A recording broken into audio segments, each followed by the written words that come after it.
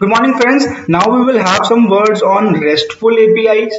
So, as of now, in previous chapter we discussed about the APIs. Now, just imagine that your company is not comfortable in giving the entire code to the third party organization. So, how will they make sure that the third party does not misuse it? So what they will do, they will keep their software on their system and they will like make it a server, and they will give a feasibility to them and ask them to create a web application rather than creating up a desktop application. So whenever like they need to use their functionalities, the code written by your company, so they will call your APIs. Now the difference, like where people get confused in RESTful APIs is like we are using the same HTTP put post like delete get. Then what is the difference between HTTP and RESTful APIs? There is a difference between HTTP and RESTful APIs. When you are saying from a web browser you are hitting up a get request or a post request or a delete request, then it is specifically for that web server, and it deletes a resource on the web server, it gets a resource on the web server, it updates a resource on the web server, it updates the resource on the web server, right?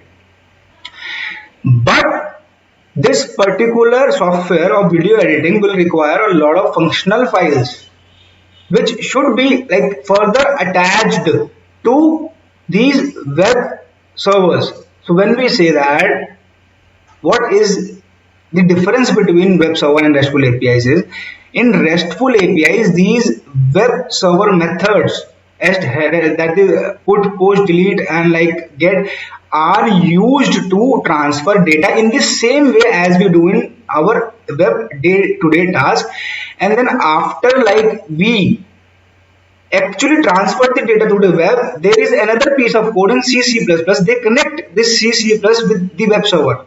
Like understand this way that this is a layer on the same system, or might be in another system. They may call it an application system, but like mostly it should be on the same system because web server never takes so much of resources. So what they will do is they will like have another layer, functional layer of all the C++ code which will be doing the job, and they will be connected to the web server. So now if someone wants to edit a video, what they will do, they will hit a post request from their web browser and they will like upload a video to the server, and this video will go to the server, and then after going to the server it will be saved to add at some place. This is the job of web server, correct? The web server has done this job.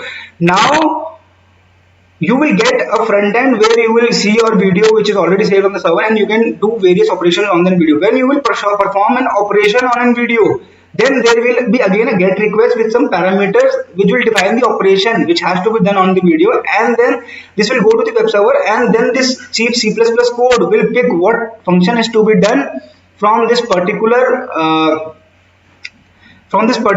like mechanism, like which from the particular like seeing the particular query variables, and then it will do that functionality. So what is RESTful API? I again like we want you to focus on a word over here which says that REST is an acronym from representational state transfer. It is an architectural style. So this is not a protocol, this is an architectural style.